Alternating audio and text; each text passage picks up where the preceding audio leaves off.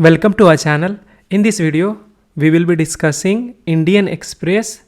इस वीडियो में हम लोग 6 जनवरी के इंडियन एक्सप्रेस का डिस्कशन करेंगे। तो चलिए शुरू करते हैं। फ्रंट पेज पे हम लोग हाइलाइट्स होता है, तो हम लोग नेसेसरली उसको देखना ज़रूरी नहीं है, लेकिन एक ब्रॉडर आइडिया हो जाता है। ये दिखा रहा है कि ईडी जो है वो सर्च टीम गया था वेस्ट बंगाल और वहाँ पे उस पर अटैक किया गया है सीडीएम लीडर के, जो टीएमसी लीडर के कुछ सपोर्टर के द्वारा, और गवर्नर जो है वार्निंग दिए हैं कि इसके अगेंस्ट एक्शन लिया जाएगा। तो वही इसमें बताया गया है। ये एक हमारा इम्पोर्टेंट न्यूज़ है।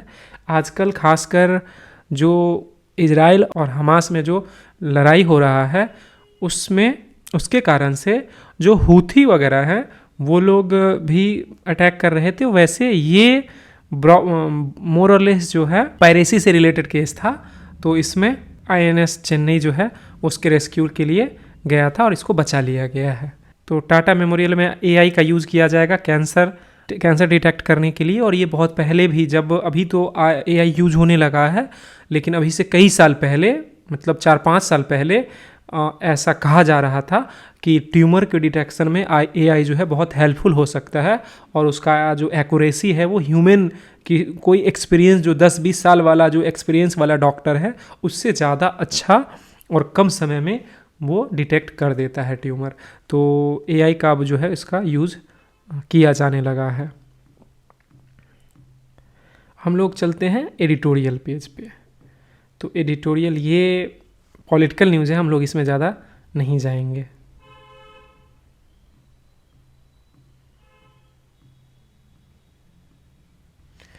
तो हम लोग अपने एडिटोरियल पेज पे चलते हैं। और एडिटोरियल पेज से पहले इस पेज को भी हम लोग देख सकते हैं।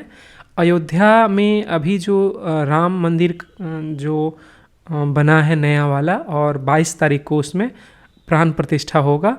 तो उसके कारण से अयोध्या का पूरा इकॉनमी पूरा चेंज हो गया है, पूरा लैंडस्केप चेंज हो गया है। और उसी के बारे में ये मोरलेस डिस्कस किया गया है इसमें। तो ये एग्ज़ाम पॉइंट ऑफ व्यू से ज़्यादा हमारे जनरल नॉलेज के लिए ज़्यादा इम्पॉर्टेंट है और इसको पढ़ा जा सकता है, क्योंकि ये बड़ा इवेंट है और इसके बारे में इसका इकोनॉमिक एडवांटेज वगैरह बहुत सारा है। बट इस पे हम लोग ज़्यादा समय अभी नहीं देंगे। कैंसर डिटेक्ट करने के लिए, और ये बहुत पहले भी, जब अभी तो एआई यूज होने लगा है, लेकिन अभी से कई साल पहले, मतलब 4-5 साल पहले ऐसा कहा जा रहा था कि ट्यूमर के डिटेक्शन में एआई जो है बहुत हेल्पफुल हो सकता है। और उसका जो एक्यूरेसी है वो ह्यूमन की कोई एक्सपीरियंस, जो 10-20 साल वाला जो एक्सपीरियंस वाला डॉक्टर है उससे ज़्यादा अच्छा और कम समय में वो डिटेक्ट कर देता है ट्यूमर। तो एआई का अब जो है इसका यूज़ किया जाने लगा है। हम लोग चलते हैं एडिटोरियल पेज पे। तो एडिटोरियल ये पॉलिटिकल न्यूज़ है, हम लोग इसमें ज़्यादा नहीं जाएंगे।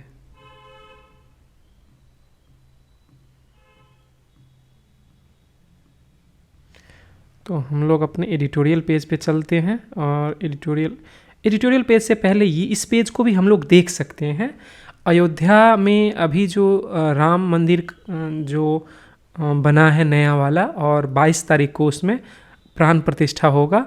तो उसके कारण से अयोध्या का पूरा इकॉनमी पूरा चेंज हो गया है, पूरा लैंडस्केप चेंज हो गया है। और उसी के बारे में ये मोरलेस डिस्कस किया गया है इसमें। तो ये एग्ज़ाम पॉइंट ऑफ व्यू से ज़्यादा हमारे जनरल नॉलेज के लिए ज़्यादा इम्पॉर्टेंट है और इसको पढ़ा जा सकता है, क्योंकि ये बड़ा इवेंट है और इसके बारे में इसका इकोनॉमिक एडवांटेज वगैरह बहुत सारा है। बट इस पे हम लोग ज़्यादा समय अभी नहीं देंगे। ये रहा हमारा एडिटोरियल। और एडिटोरियल में अगर हम देखें तो ये बहुत ही इम्पॉर्टेंट आर्टिकल है। ढाका में, यानी कि बांग्लादेश में इलेक्शन होने वाला है और 7 तारीख को वहाँ पे इलेक्शन है और उसी के बारे में ये बताया गया है। और अगर हम देखें इस आर्टिकल को, तो ये आर्टिकल बहुत डिटेल में वहाँ के इलेक्शन के बारे में, जो भी चीज़ अभी रिसेंट पास्ट में हुआ है उसके बारे में बताया गया है। और बांग्लादेश वैसे भी हमारे लिए, हमारा जो एक वन ऑफ द फ्रेंडलीएस्ट नेबर है और हमारा रिलेशन बांग्लादेश से बहुत अच्छा है अभी के डेट में। खासकर शेख हसीना के जो रेजिम में, अभी शेख हसीना वहाँ की प्राइम मिनिस्टर है, और शेख हसीना के रेजिम में हमारा रिलेशन बहुत अच्छा बांग्लादेश से रहा है अक्रॉस द बोर्ड, और अभी भी बहुत अच्छा है, और उसके बारे में ही हम लोग इसमें देखते हैं। तो बांग्लादेश, इसमें बताया गया है कि पाकिस्तान में जो है इलेक्शन हो ना हो उससे कोई ज़्यादा फर्क नहीं पड़ता है, अल्टीमेटली आर्मी ही डिसाइड करती है कि क्या करना है, और आर्मी ही रूल करती है पाकिस्तान में। लेकिन बांग्लादेश में ऐसा नहीं है। बांग्लादेश में इलेक्शन, वहाँ भी वायलेंस हुआ, सब कुछ हुआ, लेकिन बांग्लादेश में अभी भी डेमोक्रेसी है, और रूल इलेक्शन वगैरह होता है, और जो एक सही रास्ता चुनने का होता है, एक प्रोग्रेसिव डेवलपमेंट एजेंडा है। गवर्नमेंट चाहती है कि लोगों का विकास हो, लोगों को सही सुविधा मिले, अच्छा रोड बने, अच्छा ट्रांसपोर्टेशन हो, अच्छा एजुकेशन, अच्छा हेल्थ मिले। तो ये सब चीज़ बांग्लादेश में है, और इसी कारण से बांग्लादेश अब पाकिस्तान के इकॉनमी से बड़ा इकॉनमी बन गया है। तो हमारे जो रीजन नेबरिंग कंट्रीज़ में चाइना को अगर छोड़ दिया जाए, इंडियन सब कॉन्टिनेंट बोला जाता है। इंडियन सब कॉन्टिनेंट में इंडिया के बाद सबसे बड़ा इकॉनमी बांग्लादेश हो गया है। पहले पाकिस्तान हुआ करता था। अभी अवामी लीग जो है उसका ग्रैंड अलायंस है, और वो कॉन्टेस्ट कर रही है, और उसके अपोजिशन में बीएनपी पार्टिसिपेट नहीं कर रही है, लेकिन बीएनपी के और भी कुछ लीडर है वो पार्टिसिपेट कर रहे हैं। तो अवामी लीग जो है इकॉनमी ग्रोथ में उसका बहुत अच्छा योगदान रहा है। बांग्लादेश का इकॉनमी पहले से बहुत इम्प्रूव कर गया है। इंफ्रास्ट्रक्चर डेवलपमेंट पे भी इसमें यहाँ फोकस किया गया है। सोशल सपोर्ट नेटवर्क हुआ है, सोशल एसडीजी में डेवलपमेंट हुआ है, मतलब इम्प्रूवमेंट हुआ है, सॉरी। और टेररिज्म वाला पार्ट भी बहुत इंपॉर्टेंट है। वहाँ पे जो भी लोग लिबरेशन वॉर में, जो भी वार क्राइम में इन्वॉल्व थे, उन सारे लोगों को उनका ट्रायल हुआ, और उसके बाद बहुत सारे, कुछ को फांसी भी दिया गया, कुछ को लाइफ टाइम इम्प्रिजनमेंट हुआ। तो वो सब भी हुआ। भारत में जो भी क्रॉस बॉर्डर टेररिज्म, यानी कि इंडियन साइड में जो भी टेररिज्म वगैरह, खासकर नॉर्थ ईस्ट वगैरह वाले में, त्रिपुरा में, मेघालय, वो सब रीजन में, असम वाले रीजन में जो लोग मिलिटेंट वगैरह थे, जो क्राइम करके और बांग्लादेश में चले जाते थे सेफ हेवन के लिए, उनको अब वहाँ पे कोई सेफ हेवन नहीं मिलता है, जिस कारण से हमारे यहाँ नॉर्थ ईस्ट वगैरह में भी टेररिज्म वगैरह बहुत घट गया है। और इसके लिए अवामी लीग पार्टी और उसके गवर्नमेंट को बहुत क्रेडिट दिया जा सकता है। मतलब भारत का प्रो भारत स्टैंड रहा है शुरू से ही उनका। और इसका मतलब ये नहीं कि वो दूसरे कंट्री से रिलेशन अच्छा, सारे कंट्री से अच्छा रिलेशन मेंटेन कर रहा है। अपोजिशन पार्टी जो है इलेक्शन में मोस्टली केयर टेकर गवर्नमेंट के लिए वहाँ पे कैंपेनिंग कर रहा है। वो चाह रहा है कि केयर टेकर गवर्नमेंट जो है आए, और उसके बाद केयर टेकर गवर्नमेंट इलेक्शन कराए। जबकि हम आगे देखेंगे कि केयर टेकर गवर्नमेंट का जो रिपोर्ट कार्ड रहा है वो बहुत ही इम्प्रेसिव नहीं रहा है। और केयर टेकर गवर्नमेंट कुछ इलेक्शन बहुत अच्छे से कराई है, कुछ इलेक्शन में बहुत अच्छा, उतना अच्छा नहीं हुआ है। 2006 में जो इलेक्शन हुआ था उस टाइम में जो दोनों रेगुलर पार्टी था, बीएनपी और अवामी लीग, दोनों को ही हटा दिया गया था, और आर्मी जो है, army backed care taker government वही रूल कर रहा था। तो रिजल्ट बहुत ही मिक्स्ड रहा है केयर टेकर गवर्नमेंट का। और यूएस यूरोप का भी क्रिटिसिज्म, यूरोप जो है उसका क्रिटिसिज्म हुआ है कि यहाँ पे फेयर एंड फ्री इलेक्शन नहीं होता है। इसको अगर हम देखें पर्सपेक्टिव में देखें तो यूएस शुरू से ही बांग्लादेश के अगेंस्ट रहा है, क्योंकि आइडियोलॉजिकली भी शुरू से जो बांग्लादेश का अपोजिशन में कौन थे, तो पाकिस्तान था। तो यूएस पाकिस्तान को सपोर्ट कर रहा है। तो जो बांग्लादेश का लिबरेशन वॉर था उस टाइम में भी यूएसए और यूरोप यानी वेस्टर्न पूरा जो अलायंस था वो पाकिस्तान के फेवर में था और अगेंस्ट बांग्लादेश था। और बीएनपी जो है इलेक्शन में कोई सब्सटैंटिव इशू पे डिस्कशन नहीं करके केयर टेकर गवर्नमेंट इलेक्शन कैसे कंडक्ट कराना है इसी पे फोकस कर रही है, और इस कारण से कंसेंसस नहीं बन पा रहा था। और अभी इस इलेक्शन में भी बीएनपी बाइकॉट करा है, ऑल्दो बीएनपी यानी बांग्लादेश नेशनलिस्ट पार्टी के जो लीडर हैं वो पर्सनली इलेक्शन लड़ना चाहते हैं। पिछले कुछ इलेक्शन का देखें तो 2014 में जो है अपोजिशन बाइकॉट करा था इलेक्शन का, 2018 में अपोजिशन कॉन्टेस्ट करा, लेकिन फिर भी ऐसा आरोप था उन लोगों का कि इलेक्शन फ्री और फेयर तरीके से नहीं हुआ है। अगर अपोजिशन, मेन अपोजिशन अगर देखा जाए तो अपोजिशन बेसिकली वहाँ पे डुओपोली ही है, या तो अवामी लीग का गवर्नमेंट आता है या बीएनपी का आता है। साथ में वहाँ पे जो छात्र शिविर वगैरह है, बांग्लादेश इस्लामिस्ट जमात इस्लामी और बांग्लादेश इस्लामी छात्र शिविर, तो ये सब अभी के समय रिडंडेंट हो गया है, क्योंकि इसके जो लीडर थे वो सब लिबरेशन वॉर में, वार क्राइम में इन्वॉल्व थे और उनमें बहुत कुछ का फांसी हुआ, कुछ लोग जेल, लाइफ टाइम इम्प्रिजनमेंट हुआ। और वैसे भी इन दोनों ही पार्टी को बैन कर दिया गया है, मतलब बार कर दिया गया है इलेक्शन से में पार्टिसिपेट करने से, क्योंकि इसके लीडर लिबरेशन वॉर में, वार क्राइम में इन्वॉल्व थे। तो जो भी मोर और लेस जो भी इस्लामिक पार्टी वगैरह है वो या तो बीएनपी या अवामी लीग, दोनों में से अपने सहूलियत के अकॉर्डिंग वो दोनों आपस में एक दूसरे को ज्वाइन करके, और यही दो गवर्नमेंट वहाँ पे चल रहा है। और चूँकि बहुत बार से, अभी 3 टर्म, लास्ट 3 टर्म में अवामी लीग जो है वो पावर में रहा है, यानी कि पिछले 15 साल से अवामी लीग पावर में रहा है। तो बांग्लादेश नेशनलिस्ट पार्टी जो है बीएनपी, वो बहुत कमज़ोर हो गया है। और अभी के समय में इसके जो हेड हैं वो हैं तारिक रहमान। ये जो है पहले जो खालिदा जिया थी उनके बेटे का नाम है तारिक रहमान। तो ये लंदन में रहते हैं, एक्साइल में हैं, मतलब सेल्फ इम्पोज्ड एक्साइल है, गवर्नमेंट एक्साइल नहीं करा है। तो ये लंदन में रहते हैं और वहीं से ये कोऑर्डिनेट करते हैं पार्टी को।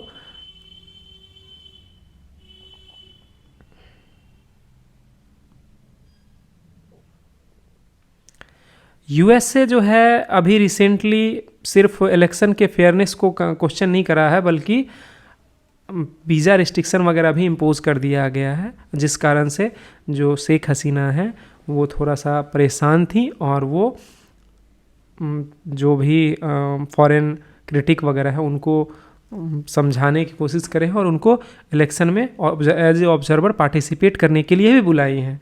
तो वो यूएस फॉरेन ऑब्जर्वर वगैरह को भी बुलाए हैं कि आप इलेक्शन आप खुद से देख लीजिए, हम लोग रिगिंग वगैरह कुछ नहीं कर रहे हैं, हम लोग फेयर तरीके से इलेक्शन करवा के जीत रहे हैं। और अगर देखा जाए तो बांग्लादेश इस मामले में अपना फॉरेन पॉलिसी बहुत अच्छा रखा है, बहुत अच्छा इन द सेंस कि अगर हम इंडिया के पॉइंट ऑफ व्यू से सोचें तो हमको हमारे से रिलेशन अच्छा है, और फिर भी और अच्छा होना चाहिए था। बांग्लादेश के पॉइंट ऑफ व्यू से इनका रिलेशन बहुत अच्छा है। ये हमारे इंडिया से इसका रिलेशन अच्छा है ही, इन्वेस्टमेंट और इंपोर्ट के लिए ये चाइना से इंपोर्ट भी करते हैं, इन्वेस्टमेंट भी वहाँ से मिलता है। बांग्लादेश है उसका मेजर एक्सपोर्ट जो है वो है क्लोथ जो है, क्लोथिंग वगैरह में बहुत ज़्यादा आगे है। ढाका का मलमल जो है अंग्रेज़ के टाइम में नामी हुआ करता था, और आज के डे में भी वहाँ पे कपड़ा वगैरह का अच्छा जो है इंडस्ट्री वगैरह है। तो एक्सपोर्ट जो है यूएस और यूरोप को मेनली करते हैं। इसके बाद डेवलपमेंट असिस्टेंट जापान वगैरह से भी मिल जाता है। एनर्जी टाई रसिया के साथ भी है। तो इस तरह सऊदी अरबिया, यूएई, टर्की, ये सब से भी रिलेशन अच्छा बना के रखा हुआ है। तो एक ओवरऑल कहा जाए तो बांग्लादेश अपना फॉरेन रिलेशन, मतलब फॉरेन कंट्री वगैरह में, फॉरेन में भी रिलेशन अच्छा मेंटेन करा हुआ है। यूएसए वगैरह का कुछ अपना एक क्या बोलेंगे, उसका वेस्टेड इंटरेस्ट है उसका, यहाँ के इसके रिलेशन को फ्लैग करने, मतलब बांग्लादेश को नीचा दिखाने के लिए कहिए, या फिर एटलीस्ट ह्यूमिलिएट करने के लिए। जो यहाँ पे अगर देखा जाए यहाँ के इलेक्शन वगैरह में जो मेजर प्रॉब्लम है, उसका मेजर प्रॉब्लम ये इस पैराग्राफ में बता दिया गया है। मेजर प्रॉब्लम है कि बांग्लादेश का जन्म जो है वो लिबरेशन वॉर से शुरू हुआ। 1971 का जो लिबरेशन वॉर हुआ था, अगर जिनको नहीं पता हो, वैसे सब लोग को पता होगा, लेकिन जिनको नहीं पता हो, पहले बांग्लादेश ईस्ट पाकिस्तान के नाम से जाना जाता था। और जब भारत आज़ाद हुआ था तो पाकिस्तान का 2 पार्ट था, ईस्ट पाकिस्तान, वेस्ट पाकिस्तान।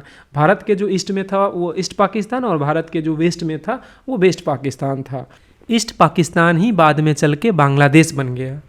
तो वो 1971 में बना था, और उसी टाइम में 2 सोसाइटी 2 पार्ट में बट गया था।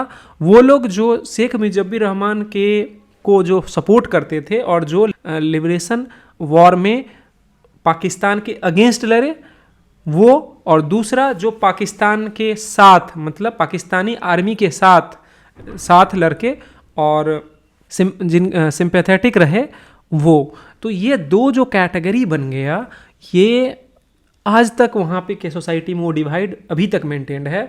तो अगर हम पार्टी लाइन पे कहें तो हम कह सकते हैं अवामी लीग जो है ऑब्वियस रीजन के कारण शेख मुजीबुर रहमान का पार्टी है, तो वो लिबरेशन वॉर में मेन फैक्टर वही थे।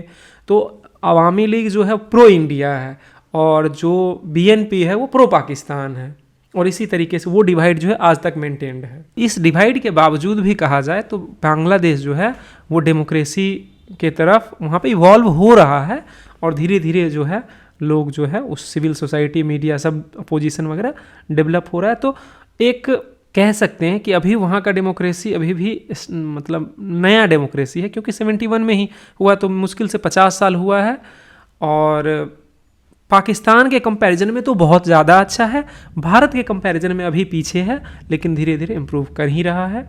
और एक कॉन्फिडेंट और राइजिंग बांग्लादेश जो है वो हमारे फेवर में भी है, क्योंकि जो लिबरेशन वॉर का एक्सपीरियंस हम लोग देखे थे कि लिबरेशन वॉर जब शुरू हुआ था तो 1 मिलियन से ज़्यादा रिफ्यूजी जो है वो भारत के बॉर्डर में आ गए थे, वेस्ट बंगाल में आ गए थे, और उसके और भी असम वगैरह में। तो हमको पता है कि अगर वहाँ पे कोई प्रॉब्लम होगा तो उसका डायरेक्ट इम्पैक्ट हम पे पड़ेगा, हम इन द सेंस भारत पे पड़ेगा। तो इस कारण से बांग्लादेश का डेवलप होना, प्रॉस्पर होना जो है हमारे हित में है। अगर इसको देखें तो क्या है, ये एनएसओ का डेटा के बारे में कोट करा गया है कि इंडियन इकॉनमी जो है वो 7.3% के रेट से ग्रो करने वाली है इस फाइनेंशियल ईयर में। अब लास्ट ईयर ये 7.2 था। वैसे अगर आरबीआई का अगर हम कहेंगे तो आरबीआई जो एस्टीमेट था वो पहले था 6.5, लेकिन अब उसको बढ़ा के आरबीआई भी इसको 7 पॉइंट कर दिया है, क्योंकि जो हमारा 8 महीने का जो भी डेटा आया है उसमें हमारा ग्रोथ रेट अच्छा रहा है। अगर यही डेटा को देखें तो ये पहले फर्स्ट हाफ का जो डेटा है कि 7.7% से ये ग्रो करा है, और जो नेक्स्ट हाफ है वो 7% से ग्रो करेगा, तो एवरेज जो है वो 7.3 के अराउंड जो है रहने का उम्मीद है। अगर हम सेक्टर वाइज भी देखें तो एग्रीकल्चर सेक्टर जो है वो पहले से मतलब जो हमारा लास्ट ईयर का जो ग्रोथ रहा वो 4% था, उससे ये ग्रो करा है। वैसे इसमें हम बेस इफेक्ट का बात बोल सकते हैं, लेकिन अननेसेसरी हम बेस इफेक्ट वगैरह में नहीं जाएंगे, हम बस एक ब्रॉडर ओवरव्यू चाहते हैं। वैसे 1.8% ग्रो करा है, लेकिन ये जो था वो एल नीनो का ईयर था, और एल नीनो में हमको पता है इरेटिक मानसून होता है, तो उससे हम लोग को खरीफ फसल में उससे दिक्कत होता है। और इस कारण से कह सकते हैं कि एल नीनो ईयर में 1.8% का अगर ग्रोथ है तो हम वो ज़्यादा बुरा नहीं है। अगर इंडस्ट्रियल सेक्टर की बात करें तो ये पहले से ग्रो करा है, ये 7.9% के रेट से ग्रो करा है, जबकि लास्ट ईयर 4.4 से ग्रो करा था। और सर्विस सेक्टर जो लास्ट ईयर 9.5 के रेट से ग्रो करा था वो 7.7 के रेट से ग्रो करा है, तो सर्विस सेक्टर का ग्रोथ थोड़ा सा कम हुआ है कल लास्ट ईयर के कंपैरिजन में। इन्वेस्टमेंट एक्टिविटी में अगर देखा जाए तो इन्वेस्टमेंट एक्टिविटी जो है वो अब घटेगा, क्योंकि अब जो है गवर्नमेंट जितना एक्सपेंडिचर करना था करा। अब कुछ दिनों में इलेक्शन वगैरह शुरू होने वाला है, तो उसके लिए फिर मॉडल कोड ऑफ कंडक्ट जो इन्फोर्स हो जाएगा, तो फिर इन्वेस्ट उसमें नहीं करेगी। और अटेंशन का भी बात है, गवर्नमेंट का अटेंशन इलेक्शन पे रहेगा, तो ऑब्वियसली उस पर ज़्यादा नहीं कर पाएगी। तो मोर और लेस इंडिया का जो इकोनॉमिक ग्रोथ है वो सही जा रहा है, और ये एक पॉजिटिव न्यूज़ है हमारे लिए। ये पॉलिटिकल न्यूज़ है, इसको हम लोग डिस्कार्ड कर सकते हैं। और इसमें देखें तो वीमेन ऑफ रामायणा, तो रामायणा में अगर वीमेन अगर जो लीडिंग कैरेक्टर का अगर बात किया जाए तो सीता माता थी, कैकेयी और मंदोदरी। तो ये लोग जो हैं ये लोग बहुत ही इम्पॉर्टेंट पर्सन थी, और इन मैडम का कहना है कि अभी जो भी पॉपुलर बिलीफ है और या जो भी रामायण वगैरह है उसमें इन लोगों को सेकेंडरी मतलब पैट्रियार्कल मतलब तरीके से दिखाया गया है। तो अगर फेमिनिस्ट व्यू में अगर उनको अगर देखा जाए तो ये लोग जो है बहुत अच्छे थे, और यही चीज़ इसमें कहा गया है। इसमें हमारे काम का बहुत ज़्यादा नहीं है, तो हम इसको स्किप कर सकते हैं, हम अगले पे चलते हैं। ये रिवाइवल ऑफ टाइगर, ये आर्टिकल मोर और लेस जिम कॉर्बेट जो है उसका नाम अब बदल गया है। आप बताइए क्या नाम है इसका। कॉर्बेट टाइगर रिजर्व में टाइगर का जो नंबर था वो पहले 231 था, अब वो बढ़ के 260 हो गया है, जो कि एक अच्छा न्यूज़ है। और जो भी गार्ड्स हैं, जो भी प्लानर हैं, जो भी एडमिनिस्ट्रेटर हैं, जो भी वाइल्ड लाइफ कंजर्वेशनिस्ट हैं, वो सारे बायोलॉजिस्ट हैं, सबको ये अपलाउड करे हैं, सबको ये शाबाशी दिए हैं एक तरह से। और उसके बाद कुछ चीज़ रिकमेंड करे हैं, जैसे कि ये बताए हैं कि जो हैबिटेट लॉस या ये सब जो मेन प्रॉब्लम होता है उसके बारे में ये बताए हैं। और यहाँ पे जैसे इनका कहना है कि अगर हम फॉरेस्ट के फ्लोरा फौना को अच्छे से मेंटेन करें तो टाइगर का जो नंबर है वो अच्छा ही रहता है। और एग्जाम्पल के लिए ये बता रहे थे कि ये जो कॉर्बेट टाइगर रिजर्व है उसमें 27 different kind of grass land है और उसका भी मैनेजमेंट और प्रोटेक्शन करना ज़रूरी है, क्योंकि जो वही ग्रास लैंड है उसमें चीतल, सांभर और उंगलेट्स वगैरह हैं जो कि प्रे बेस होता है अपेक्स प्रीडेटर यानी कि टाइगर वगैरह का। तो उनके टाइगर के कंजर्वेशन के लिए जो उस इकोसिस्टम का फ्लोरा फौना है वो भी ज़रूरी है। अभी इंफ्रास्ट्रक्चर डेवलपमेंट हुआ है तो उसके कारण से कहा जो एलिफेंट वगैरह का जो डेथ है वो सबसे ज़्यादा यही रोड वगैरह और रेलवे वगैरह के कारण होता है। तो इस चीज़ को भी ये बताए हैं कि जो स्ट्रैटेजिक वाइल्ड लाइफ कॉरिडोर जो है बहुत ज़रूरी है, वो जीन पूल के लिए भी एक्सचेंज के लिए ज़रूरी है, क्योंकि इनब्रीडिंग अगर होगा तो उनका जीन वगैरह जो है वो रिफाइंड नहीं होगा तो उनको सर्वाइवल का रेट घटेगा। तो जीन पूल के लिए भी ज़रूरी है। और साथ में जो फ्लैगशिप एनिमल हमारा कहा जाता है टाइगर और एलिफेंट को, इनके लिए जो है कॉरिडोर का बहुत एडवांटेज है। ये चूँकि लॉन्ग रेंज टेरेस्ट्रियल एनिमल होते हैं तो ये लोग बहुत दूर दूर तक जाते हैं। अगर कॉरिडोर वगैरह अगर हम ये प्रॉपर तरीके से बनाते हैं तो इनका जीन पूल का एक्सचेंज भी होता है। ह्यूमन और टाइगर का कन्फ्लिक्ट है या ह्यूमन एलिफेंट का कन्फ्लिक्ट है, वो कन्फ्लिक्ट कम होगा क्योंकि दोनों अपने अपने हैबिटेट या अपने अपने रीजन में आइसोलेटेड रहेंगे। तो दोनों का इंटरेक्शन जितना कम होगा उतना ज़्यादा बढ़िया रहेगा। मोर और लेस इस आर्टिकल में यही कहा गया है। अगर इस आर्टिकल को हम लोग देखें तो ये डेमोक्रेसीज एयर ऑफ रेकनिंग, इसका रीज़न ये है, पहले तो सेनेका के नाम आप लोग को पता ही होगा। सेनेका जो है वो एंशिएंट ग्रीक फिलोसफर थे। और स्टोइक जो होता है, स्टोइक एक जैसे अपने यहाँ अलग अलग जो स्कूल ऑफ थॉट होता है, अलग अलग स्कूल ऑफ थॉट होता है, वैसे ही जो ग्रीक फिलोसफर थे उसमें भी अलग अलग स्कूल ऑफ थॉट्स था। उसमें से स्टोइक्स वैसे लोग को कहा जाता था जो लोग बर्दाश्त करने, मतलब स्टोइक, अगर हम स्टोइक एक ग्रुप था, एक स्कूल ऑफ थॉट था, लेकिन अगर स्टोइक वर्ड का अगर मीनिंग हम देखें तो स्टोइक का मतलब होता है वैसे लोग जो पेन को बिना कंप्लेन किए सहते हैं, उनको स्टोइक बोलते हैं। यानी वो अगर उनका कोई दिक्कत है तो उसके लिए वो किसी दूसरों को वो ना कंप्लेन करेंगे ना दूसरों को ब्लेम करेंगे, उसको वो बर्दाश्त करते हैं और सहते हैं। तो सेनेका जो है बहुत ही नामी फिलोसफर थे। वो क्या बोलते हैं, every new beginning comes with some other beginnings end. तो इस साल 2023 में वर्ल्ड में का लगभग 100 फंक्शनल डेमोक्रेसी है और उस 100 में से 2/3 लगभग 70 कंट्री में इलेक्शन 2024 में होने वाला है। तो ये एक बहुत बड़ा फैक्टर है। और उसमें भी मतलब इम्पोर्टेंट कंट्री वगैरह में जैसे यूएसए में हो रहा है, यूके में हो रहा है, भूटान, ट्यूनीसिया, इंडिया में हो रहा है, पाकिस्तान में हो रहा है, बांग्लादेश में हो रहा है, साउथ अफ्रीका में हो रहा है, बहुत सारे कंट्री में हो रहा है। तो ये सब उसी के बारे में ये बताए हैं। और ये अगर हम बता दें तो इनका नाम राम माधव है और ये पहले आरएसएस के एक लीडिंग मेंबर थे और अभी के समय ये बीजेपी गवर्नमेंट से जुड़े हुए हैं। तो ये इसी कारण से ये क्या बोल रहे हैं कि एक्सट्रीम लेफ्ट जो है वो फ्रीडम के नाम पे, वोक फ्रीडम के नाम पे सोसाइटी, डेवलप्ड सोसाइटी में जो है एक डिवाइड क्रिएट करे हैं, एनार्की क्रिएट करे हैं। और जो गरीब कंट्री है या गरीब जगह है वहाँ पे जो है लोगों को आपस में लड़ा रहे हैं। और ये जो है इससे डेमोक्रेसी का बहुत ज़्यादा लॉस हुआ है। साथ में ही यूएसए में जो है पॉलिटिकल पोलराइजेशन बहुत ज़्यादा हुआ है। तो यूएस में भी ये कोट करे हैं थॉमस होमर डिक्सन जो हैं, ये एक पॉलिटिकल साइंटिस्ट हैं, कनाडा के, और ये बोले हैं कि अमेरिका में डेमोक्रेसी का कोलैप्स हो जाएगा बाय 2030 इफ़ नॉट सूनर। तो यही सब भी बताए हैं। मैक्सिको में भी इलेक्शन हो रहा है, साउथ अफ्रीका में इलेक्शन हो रहा है, और वहाँ अफ्रीकन नेशनल कांग्रेस पिछले 30 साल से पावर में थी। अब वहाँ पे लोग साउथ अफ्रीकन नेशनल कांग्रेस से थोड़ा ऊब गए हैं, अब वहाँ चाहते हैं कि कुछ चेंज आए। तो ये सब है, भारत के नेबरिंग कंट्री वगैरह में भी हो रहा है।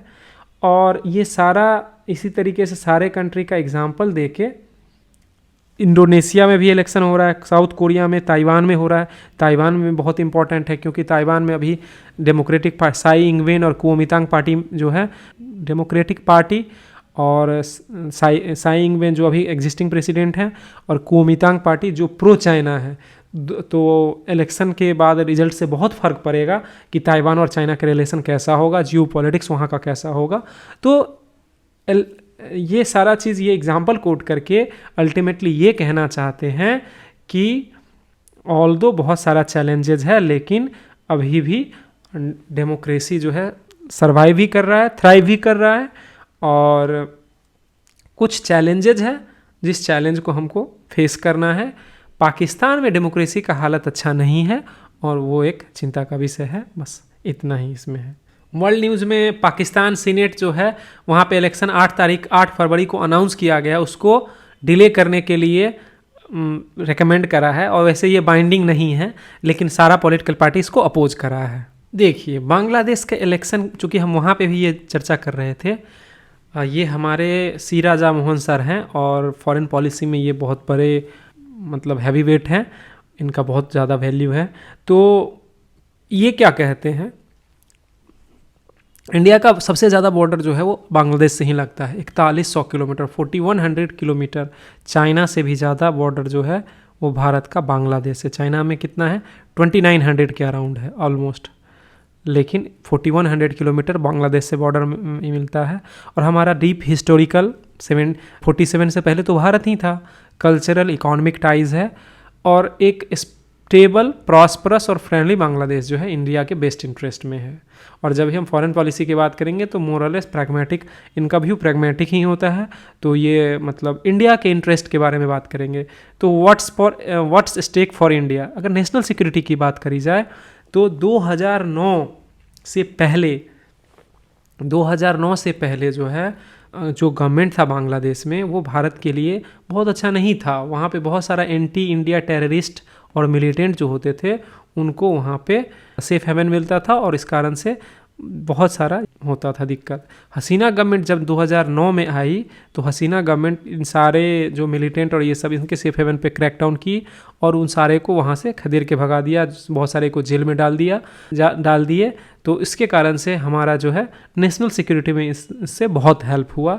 इकोनॉमिक टाइज की बात करें तो हमारा ट्रेड जो है दो चीज़ देखा, बांग्लादेश जो है वो चाइना से ज़्यादा बड़ा इकॉनमी बन गया। बांग्लादेश का इकॉनमी $460 बिलियन का है, जबकि पाकिस्तान का $375 बिलियन का है। बांग्लादेश जो है भारत का 5वां एक्सपोर्ट डेस्टिनेशन है। भारत से बहुत ज़्यादा एक्सपोर्ट बांग्लादेश में किया जाता है, इनफैक्ट 5वें नंबर पे है। बांग्लादेश जो है भारत का 5वां लार्जेस्ट एक्सपोर्ट डेस्टिनेशन है, यानी कि हम लोग जो एक्सपोर्ट करते हैं उस 5वें नंबर पे सबसे ज़्यादा बांग्लादेश में करते हैं। और हमारा जो एक्सपोर्ट का वर्थ $12 बिलियन है, तो ये बहुत ही इंपॉर्टेंट है इकोनॉमिकली।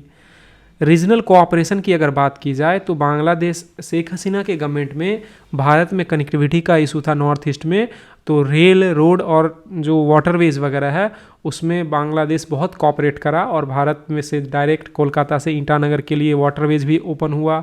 फिर रोड, रेलवे जो है कोलकाता से डायरेक्ट ईटानगर और नॉर्थ ईस्ट के दूसरे पार्ट के लिए डायरेक्ट हम लोग को ट्रेन वगैरह भी डेवलप हुआ है। चूँकि पाकिस्तान जो है हमारा सार्क पहले था, SAARK, तो सार्क को बहुत ज़्यादा अच्छे से फंक्शन नहीं कर पा रहा था, क्योंकि इसमें पाकिस्तान हमेशा वीटो लगा देता था किसी भी इशू पे। तो हम लोग उसमें बीमस्टेक बनाए जिससे कि पाकिस्तान का वीटो काम नहीं करे। तो उस सारे में जो है बांग्लादेश का बहुत ही पॉजिटिव रोल रहा है, तो हम इस चीज़ को अप्रिसिएट करना चाहिए हमको, और वो हमारे फेवर में है। डेमोक्रेसी के बारे में अगर कहा जाए तो मतलब क्रिटिक सब कहते हैं बहुत सारे कि शेख हसीना गवर्नमेंट के टाइम में बांग्लादेश में जो है डेमोक्रेसी जो है वो ख़त्म हो गया है। तो ये पहली बात तो कि हमारे शेख हसीना गवर्नमेंट जो है वो हमारे फेवर की गवर्नमेंट है। हमारा सारा नेशनल सिक्योरिटी या रीजनल कोऑपरेशन या इकोनॉमिक जो कोऑपरेशन है वो बहुत ही सिग्निफिकेंटली बढ़ा है इनके टाइम में, तो वो चीज़ है। दूसरा कि इनका जो अल्टरनेटिव हो सकता है बीएनपी, वो एक तो जो भी एंटी इंडिया एलिमेंट है आईएसआई वगैरह को वो सपोर्ट करती थी, और जो भी एंटी इंडिया एलिमेंट है उसको प्रमोट करती थे खुल के, तो वो हमारे लिए ऑप्शन सही नहीं है।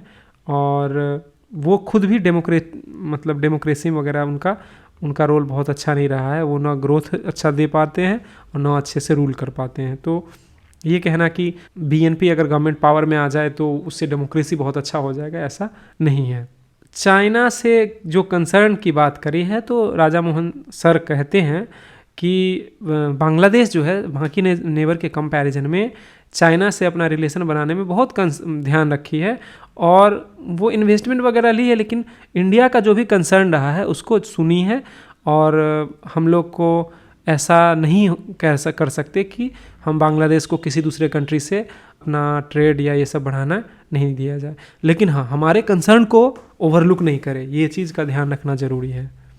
और 2 कंट्री हम कह सकते हैं, भूटान और बांग्लादेश के अलावा और कोई इतना अच्छा नहीं ध्यान रखा है।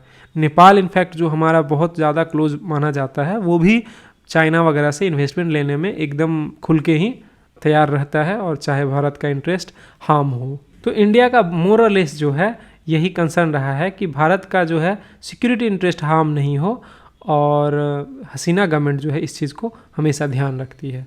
यूएसए के क्रिटिकल हसीना गवर्नमेंट के लिए है, और ये इंडिया के इंटरेस्ट को कैसे हैम्पर करता है, क्योंकि भारत का यूएसए से फ्रेंडशिप है। तो ये चीज़ देखा गया है, और यूके वगैरह जो है यूएस यूके में जो है हसीना गवर्नमेंट का क्रिटिसिज्म होता है, उसका हिस्टोरिकल रीज़न तो हम अभी पीछे ही बता दिए हैं। इसके साथ जब हो सकता है इंडिया नज किया होगा कि आप हसीना गवर्नमेंट को इतना पुश मत कीजिए, तो अब रिसेंटली देखा गया है कि थोड़ा सा यूएस ना जो एटीट्यूड है उसको टोन डाउन कर दिया है। तो इस कारण से पहले से थोड़ा सा अब यूएस कूल है। ये उसी के बारे में हम लोग बहुत बांग्लादेश का इलेक्शन देख लिए, तो उसको रहने देते हैं।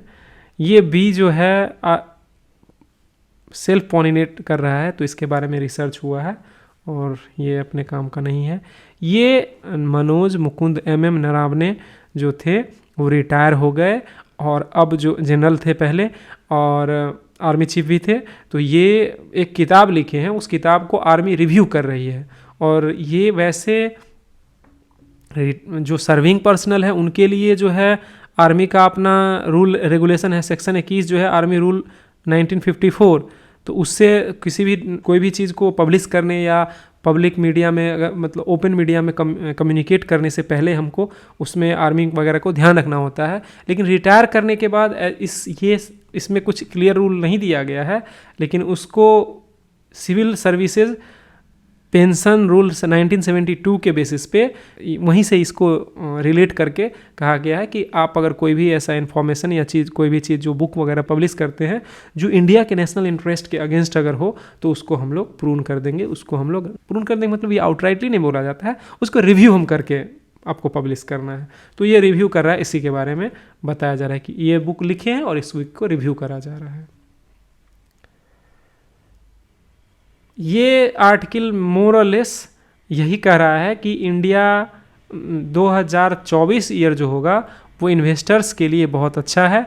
और वैसे भी अगर हम निफ्टी और सेंसेक्स और निफ्टी का अगर देखें तो सेंसेक्स जो है वो 21,000 प्लस पे ट्रेड कर रहा है, और सेंसेक्स वगैरह में भी जो है वो 72,000 प्लस है।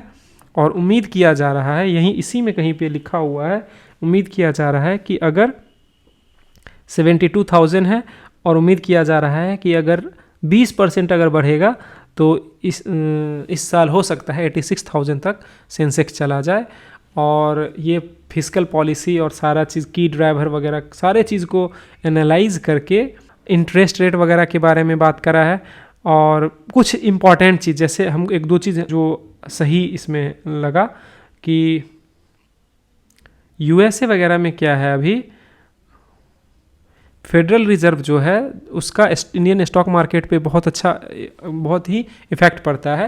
और उसका एक सिंपल सा एग्जांपल ले लीजिए, जैसे यूएस बॉन्ड जो हो गया, यूएस बॉन्ड जो हो गया, वो जब भी अगर वहाँ पे अगर इंटरेस्ट रेट अगर बढ़ता है तो यूएस बॉन्ड में लोग इन्वेस्ट करना शुरू करते हैं, और यूएस बॉन्ड वर्ल्ड का सेफेस्ट इंस्ट्रूमेंट माना जाता है। तो अगर इंटरेस्ट रेट हाई रहेगा वहाँ पे तो यूएस बॉन्ड में लोग इन्वेस्ट करना चाहेंगे, और यूएस बॉन्ड में अगर इन्वेस्ट करेंगे तो वो दूसरे किसी इमर्जिंग इकोनॉमी में नहीं करेंगे। तो क्या होता है कि जब भी US federal reserve interest rate को बढ़ाता है तो जो फॉरेन पोर्टफोलियो इन्वेस्टमेंट एफपीआई होता है, जिसको हॉट मनी भी बोलते हैं, एफपीआई का जो इन्वेस्टमेंट है उसको हॉट मनी बोलते हैं, तो जो एफपीआई वगैरह है वो इमर्जिंग इकोनॉमी से यूएस की तरफ चला जाता है, यूएस बॉन्ड में लोग इन्वेस्ट करना शुरू कर देते हैं। तो उसके कारण क्या हुआ कि फेडरल रिजर्व का जब इंटरेस्ट रेट बढ़ाया तो यूएस बॉन्ड में इन्वेस्टमेंट बढ़ा, और इस कारण से दूसरे स्टॉक मार्केट का जो है इंडेक्स जो है वो गिरने लगता है और लोग इसमें इन्वेस्टमेंट कम करने लगते हैं। और जैसे ही यूएस बॉन्ड का इल्ड मतलब कि उससे जो हमारा रिटर्न मिलेगा वो रिटर्न कम होता है, यानी कि यूएस फेडरल गवर्नमेंट जब इंटरेस्ट रेट घटाता है तो उस केस में क्या होता है, बॉन्ड पे जो इल्ड होगा वो घट जाता है। बॉन्ड पे इल्ड पे घटेगा तो जहाँ पे पैसा ज़्यादा हमको जो इन्वेस्टर को मिलेगा वो वहाँ जाएगा। और इमर्जिंग इंडिया का जो ग्रोथ है रेट है वो बहुत अच्छा है, अभी के समय में 7+ का चल रहा है, तो वो वहाँ से इधर आके इंडिया में इन्वेस्ट करना शुरू कर देंगे।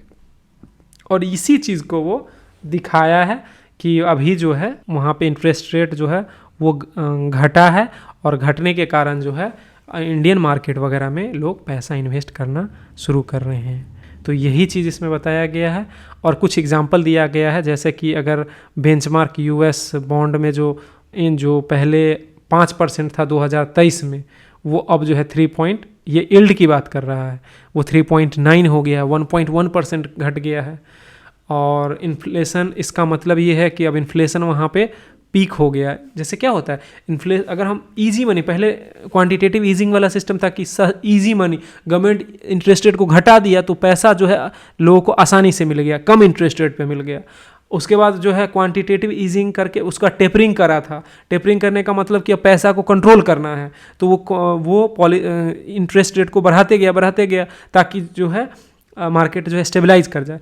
अब जो है वहाँ पे फिर से जब वहाँ पे यील्ड जब घटना शुरू हुआ है, इसका मतलब कि अब जो है इन्फ्लेशन, वहाँ वेस्टर्न कंट्री वगैरह में इन्फ्लेशन वगैरह बहुत सीरियस इशू होता है, तो इन्फ्लेशन वहाँ पे जो है अब पीक हो गया है, तो इसका मतलब इंटरेस्ट रेट अब वहाँ पे घटेगा। और इंटरेस्ट रेट और इन्फ्लेशन में किस तरह का रिलेशन है वो कभी हम लोग डिस्कस कर लेंगे। तो बहुत ज़्यादा रॉकेट साइंस नहीं, एकदम सिंपल चीज़ है। इन्फ्लेशन क्या होता है, मुद्रास्फीति या महंगाई होता है। तो अगर मान लीजिए कि आपके पास अगर 100 रुपया है और 5 आदमी के पास, अगर अलग अलग आदमी के पास 100 रुपया है और वो कोई सामान खरीदने गया, और सामान अगर उसका क्वांटिटी मान लीजिए वो फिक्स क्वांटिटी में बना हुआ है, तो अगर सब लोग अगर 100 रुपये ही पे करेगा तो उसका दाम 100 रुपया रहेगा।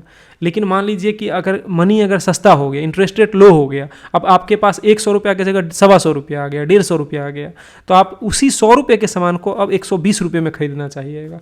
तो क्या होगा कि इन्फ्लेशन जब ज़्यादा होता है, इसका मतलब कि आदमी के पास सामान, मार्केट में सामान कम है और लोगों के पास पैसा ज़्यादा है। तो जब भी ऐसा होता है तो गवर्नमेंट पैसा को सक करने के लिए इंटरेस्ट रेट को बढ़ा देती है। इंटरेस्ट रेट बढ़ेगा तो आदमी के पास जो भी एक्स्ट्रा पैसा रहेगा वो ख़त्म हो जाएगा, वो गवर्नमेंट वापस ले लेगी। क्योंकि इंटरेस्ट रेट बढ़ा तो गवर्नमेंट के पास कैसे पैसा गया, यूएस बॉन्ड में लोग इन्वेस्ट करना शुरू कर देंगे। तो जो भी एक्सेसिव पैसा है वो बॉन्ड में इन्वेस्ट हो गया। अब हाथ में लोगों के पास पैसा कम है, अब मार्केट में जो सामान खरीदने जाएंगे तो उसके पास पैसा ही कम रहेगा। तो यही चीज़ है, बहुत सिंपल है, इसको आप रिलेट आराम से कर सकते हैं। तो ओवरऑल इन्वेस्टमेंट के लिए 2024 अच्छा साल है, और इन्वेस्टमेंट के लिए जो भी इन्वेस्ट करना चाहते हैं वो फिर वो अपना एक्सपर्ट से ओपिनियन लेना चाहिए उनको, और थोड़ा रिसर्च करके ही करना है। तो आज के वीडियो में हम लोग इतना ही।